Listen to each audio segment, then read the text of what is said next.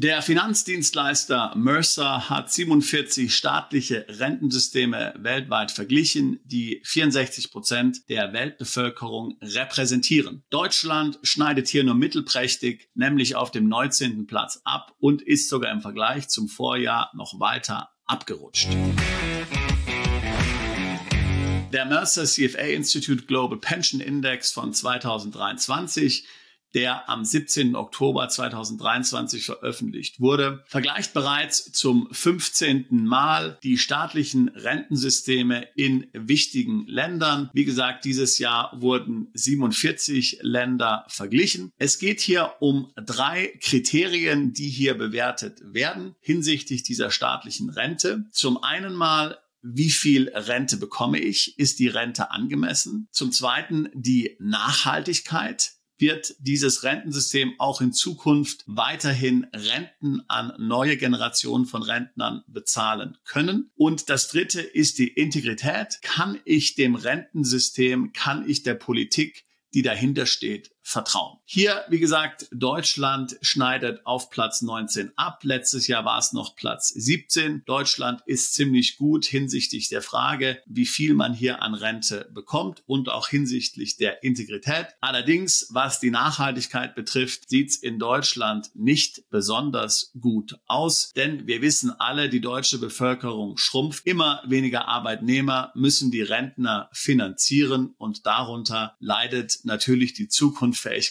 des Systems. Bevor ich nun hier auf eine Liste der Länder eingehe, die hier führend sind, sollte man sich zunächst mal die Frage stellen, warum ist es überhaupt relevant, sich mit einem staatlichen Rentensystem zu befassen, möchte man sagen. Schließlich ist es für viele von uns ja praktisch schwierig, in ein anderes Rentensystem zu wechseln, besonders wenn man vielleicht schon ein bisschen älter ist. Man wird ja kaum deswegen in ein anderes Land umziehen. Was sind also hier wichtige Punkte, die ich aus diesem Index ablesen kann? Nun, für jeden natürlich ganz konkret lässt sich aus dem Index ablesen, ob ich im Alter tatsächlich genug Rente haben werde. Wie gesagt, wir haben es schon gesehen, Deutschland ist jetzt schon abgerutscht, allein in einem Jahr von Platz 17 auf Platz 19. Wenn es weiter abrutscht, was wird dann passieren? Wenn du jetzt in einem Alter bist, der vielleicht noch 10, 20, 30 Jahre bis zur Rente hat, solltest du dir schon überlegen, was das für Konsequenzen tatsächlich sind. Du wirst dich vermutlich um deine eigene Altersvorsorge kümmern müssen. Oder du sagst, es macht überhaupt keinen Sinn, dass ich in diese deutsche Rente einzahle. Ich gehe gleich ins Ausland und konzentriere mich auf private Vorsorge. Ja, also das sind ja ganz konkrete Überlegungen, die jeder von uns machen muss. Die zweite Frage, die sich hier stellt, ist allgemeinerer Natur. Kann ich meiner Regierung trauen? Kann ich meinen Politikern trauen? Es werden ja immer viele Aussagen zur Rente gemacht. Stimmen diese oder sind das schlicht und ergreifend Lügen? Und wenn meine Politiker betreffend der Rente lügen, wo lügen sie noch? Wir kennen ja von Herrn Scholz zum Beispiel in Deutschland die klare Aussage, die deutsche Rente ist sicher. Nun, der Mercer-Index hier sagt etwas anderes oder wenigstens etwas, das leicht differenziert ist. Aber hier so eine Pauschalaussage von wegen, dass die Rente sicher ist, das kann man hier aus diesem Index nicht ablesen. Was ist noch nicht sicher in Deutschland, fragt man sich dann. Die dritte Frage ist dann meistens eine Frage, die Auswanderer stellen. Es ist sicherlich keine dumme Idee, sich mal das Rentensystem in dem Land anzuschauen, in das ich auswandern will. Ein solches Rentensystem ist ja ein sehr, sehr langfristiges Projekt. Hier kann ich also ablesen, wie stabil eigentlich das Land ist. Selbst wenn ich natürlich nie vorhabe, dort eine Rente in Anspruch zu nehmen, kann ich doch auf Basis des Rentensystems ablesen, wie nachhaltig, wie weise man hier investiert, wie viel Schulden man macht, wie man hier vorsorgt und so weiter. Sind das vernünftige Menschen oder liegen hier eher populistische Entscheidungen letztlich zugrunde und das ganze System ist irgendwo stark leidend? Die vierte Frage ist dann vor allen Dingen eine Frage, die Investoren stellen. Auch hier kann ich mir wieder das Rentensystem in einem Land anschauen und mir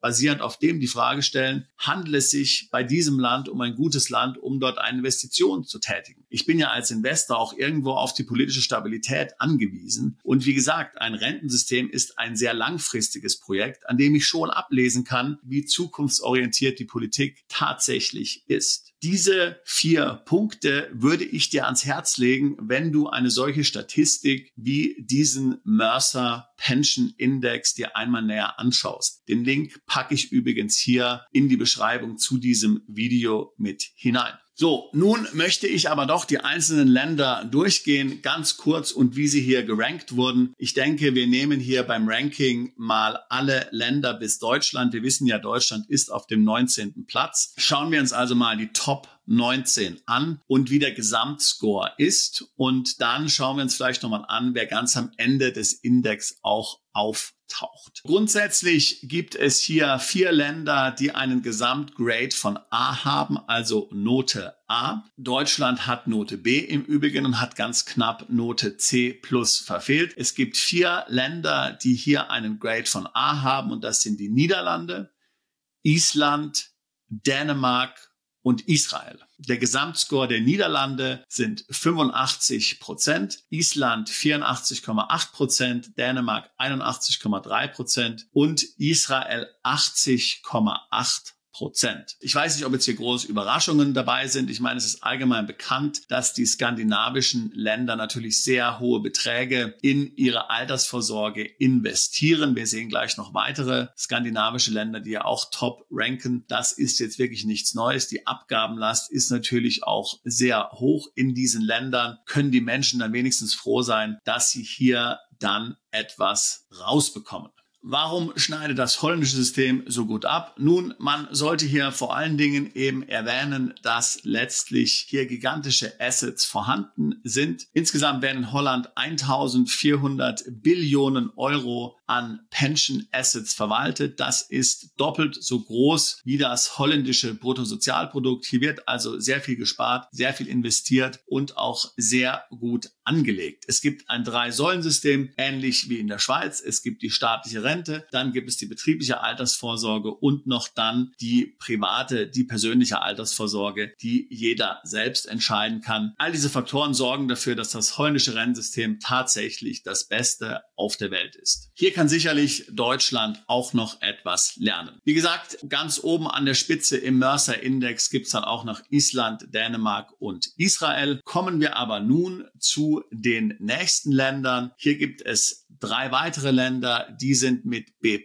hier gegradet. Wir haben also auf Platz 5 Australien, auf Platz 6 Finnland und auf Platz 7 Singapur. Finnland, wie gesagt, dürfte relativ wenig überraschen. Auch hier wieder ein skandinavisches Land. Singapur das gleiche, ein kleines Land. Hier wird natürlich immer darauf geschaut, dass die Bevölkerung gut versorgt ist. Das von anderen kleinen Ländern.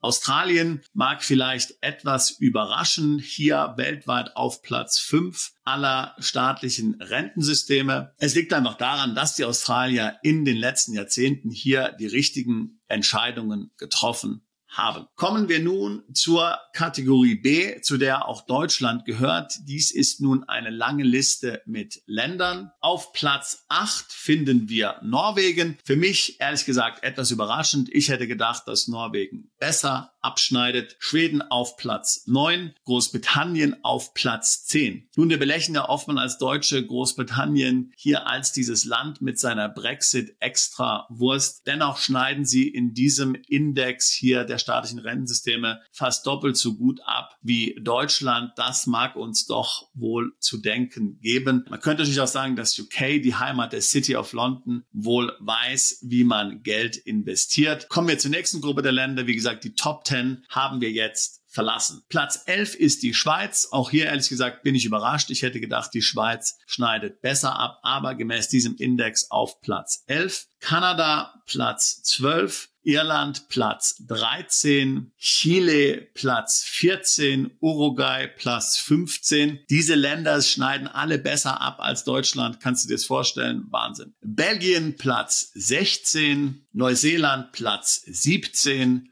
Portugal Platz 18 und dann Deutschland auf Platz 19. Deutschland, wie gesagt, hier auch ein Gesamtgrade von B und einen Score von 66,8. Ist hier gerade noch so an Kasachstan vorbeigeschrammt. Kasachstan liegt nur 2 Punkte unter Deutschland bei 64,9 im Gesamtgrade und schneidet sogar noch beim Thema Nachhaltigkeit und Integrität besser ab als Deutschland. Jetzt schauen wir uns nochmal hier das Ende der Liste an. Wer ist ganz unten? Nehmen wir mal die 6 untersten Länder. Wer ist hier ganz unten? Ganz unten ist Argentinien. Die haben ein Grade von D bekommen. Deren Gesamtscore ist 42,8. 41,3, also knapp die Hälfte des an 1 Platzierten. Dann davor, vorletzter Rang, die Philippinen, davor Indien, davor Türkei, davor Thailand, davor Südkorea, Indonesien und Österreich, muss man sagen. Hier auch weit abgeschlagen. Österreich wird geschlagen von Ländern wie Botswana, Mexiko, Peru und Brasilien. Wer hätte das gedacht? Also in Österreich wirst du besser nicht alt, dann schon lieber in Botswana oder in Mexiko. Wir werden einen Link zu diesem Index hier in die Beschreibung hier hineinfügen. Wie gesagt, es wird hier relativ wenig zu den einzelnen Ländern erklärt, wie diese Scores hier zusammengekommen sind und was zu dem entsprechenden Land zu sagen ist. Ich denke trotzdem, dass der Index dir bei deinem eigenen Research hilft zu den Fragen, die ich hier anfangs benannt habe. Wie gesagt, die Altersvorsorge ist ein wichtiges Thema. Ich bin nicht wirklich überrascht, dass Deutschland hier so schlecht abschneidet oder sagen wir mal, es nur letztlich ins Mittelfeld passt. Schlecht ist vielleicht auch ein bisschen übertrieben, wenn man sich jetzt hier noch Österreich und auch Südkorea zum Beispiel anschaut. Aber dennoch könnte es doch in Deutschland viel besser laufen, wenn man sich vor Augen führt, welche Position eigentlich Deutschland in der Europäischen Union hat. Die führende Wirtschaftsmacht Europas und verlangt seinen Bürgern ja hier gigantische Beträge für Sozialabgaben ab.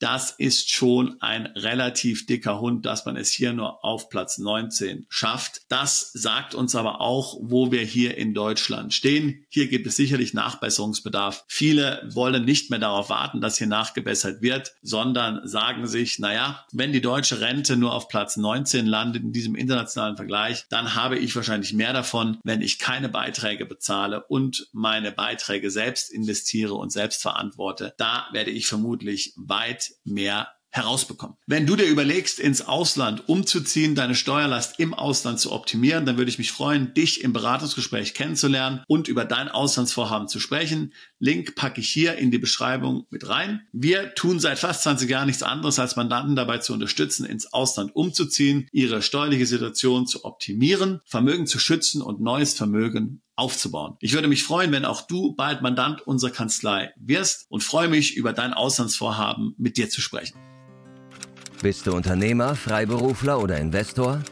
Zieht es dich schon lange ins Ausland? Mach heute den ersten konkreten Schritt in eine Zukunft mit mehr Geld und mehr Freiheit. Buche ein Beratungsgespräch mit Sebastian und seinen Kollegen. Unsere Kanzlei unterstützt Mandanten wie dich dabei, deine Steuerlast legal zu reduzieren, Vermögen aufzubauen und zu schützen und deine persönliche Freiheit zu maximieren. Profitiere jetzt von unserem Fachwissen und unserem Netzwerk. Gehe zu mandatierung.com und werde Mandant unserer Kanzlei.